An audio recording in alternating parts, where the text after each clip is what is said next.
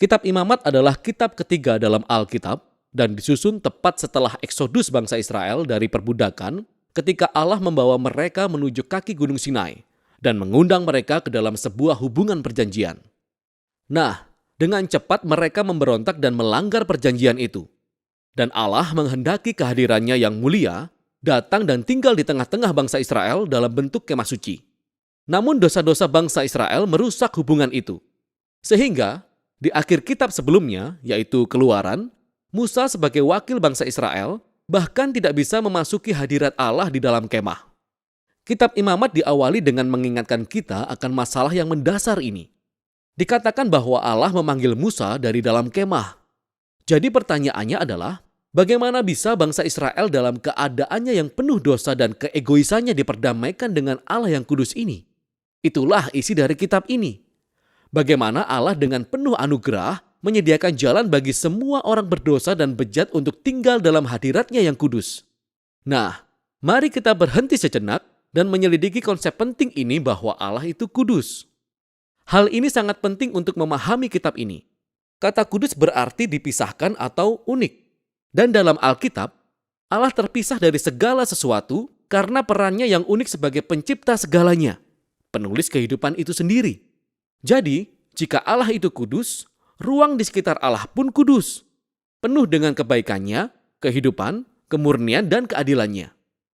Jadi jika bangsa Israel yang lalim dan berdosa ingin tinggal dalam hadirat Allah yang kudus, mereka pun perlu menjadi kudus. Dosa mereka harus diselesaikan. Itulah isi kitab Imamat. Nah, kitab ini memiliki desain simetris yang luar biasa. Kitab ini menggali 3 cara utama yang Allah lakukan bagi bangsa Israel untuk hidup dalam hadiratnya. Bagian luar adalah penjelasan upacara ritual yang harus dilaksanakan bangsa Israel dalam hadirat Allah yang kudus. Bagian berikutnya berfokus pada peran para imam Israel sebagai mediator antara Allah dan bangsa Israel. Dan di dalamnya terdapat 2 bagian yang serupa yang berfokus pada kemurnian bangsa Israel. Dan tepat bagian tengah kitab ada sebuah ritual kunci, yaitu hari pendamaian yang menyatukan seluruh kitab ini. Kitab ini ditutup dengan sebuah bagian pendek di mana Musa mengajak bangsa Israel untuk tetap setia pada perjanjian ini. Nah, mari kita menelusuri kitab ini. Bagian pertama membahas 5 jenis utama pengorbanan ritual yang harus dilakukan oleh bangsa Israel. 2 di antaranya adalah cara di Israel untuk mengungkapkan rasa syukur mereka kepada Allah dengan cara mengembalikan kepada Allah tanda simbolis karena Allah yang terlebih dahulu mengampuni mereka. 3 ritual korban lainnya adalah cara yang berbeda sebagai ungkapan penyesalan terhadap Allah. Jadi di Israel, saya akan mempersembahkan darah hewan sembari mengakui bahwa dosa mereka telah menciptakan lebih banyak kejahatan dan kematian dalam dunia Allah yang baik. Akan tetapi, alih-alih menghancurkan orang ini, Allah tentu saja ingin mengampuni mereka. Sehingga secara simbolis, hewan ini mati menggantikan tempat dan mendamaikan mereka, yang artinya menutupi dosa mereka. Melalui ritual-ritual ini, bangsa Israel senantiasa diingatkan akan kasih karunia Allah, tapi juga akan keadilannya dan betapa seriusnya kejahatan mereka, serta konsekuensi-konsekuensinya. Serangkaian ritual yang kedua memaparkan 7 perayaan tahunan bangsa Israel. Dan setiap perayaan tersebut menceritakan kembali sebagian berbeda dari kisah tentang bagaimana Allah menebus mereka dari perbudakan di Mesir dan membawa mereka melalui padang gurun dalam perjalanan menuju ke tanah perjanjian. Dan dengan merayakan perayaan-perayaan ini secara rutin, bangsa Israel akan mengingat siapa mereka sebelumnya dan siapa sejatinya Allah bagi mereka. Nah, sekarang bagian tentang para imam Israel. Ada Harun dan anak-anaknya yang pertama kali ditahbiskan untuk masuk hadirat Allah mewakili bangsa Israel. Dan di bagian ini, kita menemukan kualifikasi untuk menjadi seorang imam. Para imam dituntut untuk memiliki level integritas moral tertinggi dan melakukan ritual pengudusan karena mereka mewakili umat Israel di hadapan Allah. Juga mewakili Allah bagi manusia. Sekarang kita paham mengapa kekudusan para imam itu sangat penting. Kembali ke bagian pertama, tepat setelah keluarga Harun ditahbiskan, 2 orang anaknya berjalan dengan santainya tepat menuju hadirat Allah dan dengan terang-terangan melanggar aturan yang ditetapkan. Sehingga mereka dibinasakan oleh kekudusan Allah saat itu juga. Ini adalah sebuah pengingat yang menakutkan dari paradoks hidup dalam hadirat Allah yang kudus, karena ini adalah kebaikan yang murni, tapi menjadi berbahaya bagi mereka yang memberontak dan menghina kekudusan Allah. Karena itu sangat penting bahwa para imam Israel menjadi kudus, dan semua orang Israel juga menjadi kudus. Inilah yang akan dibahas pada bagian berikutnya. Pasal 11-15 adalah tentang ritual kemurnian yang dituntut dari semua umat Israel. Dan pasal 18-20 tentang kemurnian moral bangsa Israel. Inilah yang ada di balik semua bahasa kemurnian dan kenajisan. Karena Allah adalah kudus dan Dia terpisah, maka umat Israel sendiri perlu berada dalam keadaan kudus. Ketika mereka masuk ke dalam hadirat-Nya, inilah yang disebut menjadi bersih atau murni. Hadirat Allah tidak bisa dijangkau oleh siapa saja yang tidak dalam keadaan kudus. Dan inilah yang disebut menjadi tidak bersih atau cemar. Di Israel, kita bisa menjadi najis hanya dengan beberapa cara. Melalui kontak dengan cairan tubuh, terkena penyakit kulit, dengan menyentuh jamur, atau menyentuh bangkai. Nah, bagi umat Israel, ini semua berkaitan dengan kematian, kehilangan nyawa, yang membawa kita pada simbol inti dari semua konsep ini. Kita menjadi najis ketika kita terkontaminasi dengan menyentuh kematian. Bisa dikatakan demikian. Dan kematian bertolak belakang dengan kekudusan Allah.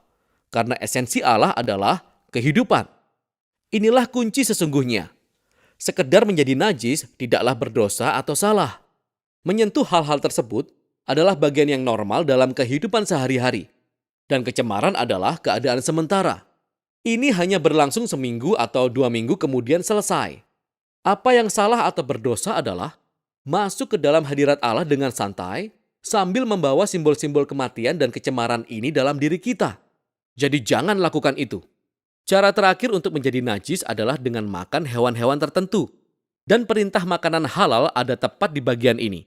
Nah, ada banyak sekali teori tentang mengapa hewan-hewan tertentu itu dianggap najis dan terlarang. Apakah ini untuk mendorong kebersihan atau untuk menghindari hal-hal tabu dalam budaya itu? Teksnya tidak spesifik. Namun poin dasar dari semua pasal ini sangat jelas. Semua ini merupakan rangkaian simbol-simbol kebudayaan yang rumit yang mengingatkan bangsa Israel bahwa kekudusan Allah haruslah mempengaruhi semua area kehidupan mereka. Bagian berikutnya adalah tentang kemurnian moral bangsa Israel. Umat Israel dipanggil untuk hidup berbeda dari orang Kanaan. Mereka diperintahkan untuk peduli kepada orang miskin daripada mengabaikannya. Mereka harus memiliki level integritas seksual tinggi dan menggalakkan keadilan di seluruh negeri. Pada bagian tengah kitab ini, kita menemukan sebuah penjelasan panjang dari perayaan tahunan bangsa Israel, yaitu Hari Pendamaian. Kemungkinannya, tidak setiap dosa dan pemberontakan umat Israel ditutupi melalui pengorbanan secara individu, sehingga setiap setahun sekali, imam besar akan mengambil 2 ekor kambing jantan. Salah satunya akan menjadi korban penghapus dosa dan menghapus dosa bangsa Israel, dan yang lain disebut kambing hitam. Imam akan mengakui dosa bangsa Israel dan secara simbolis meletakkannya pada kambing ini, kemudian melepaskannya ke padang gurun. Sekali lagi, sebuah gambaran kuat dari keinginan Allah untuk menghapus dosa dan semua konsekuensinya dari umatnya, sehingga Allah bisa hidup bersama mereka dalam damai. Kitab ini ditutup dengan Musa memanggil bangsa Israel untuk tetap setia kepada semua syarat perjanjian, dan dia menjelaskan berkat dari kedamaian dan semua kelimpahan yang diperoleh jika bangsa Israel menaati semua perintah ini. Musa juga memperingatkan mereka bahwa jika mereka tidak setia dan tidak menghormati kekudusan Allah, hal itu akan membawa bencana dan akhirnya dibuang dari tanah yang dijanjikan kepada Abraham. Nah, jika Anda ingin melihat bagaimana imamat cocok dengan alur cerita besarnya, sangat membantu untuk melihat kalimat pertama pada kitab selanjutnya dari Alkitab, yaitu Bilangan.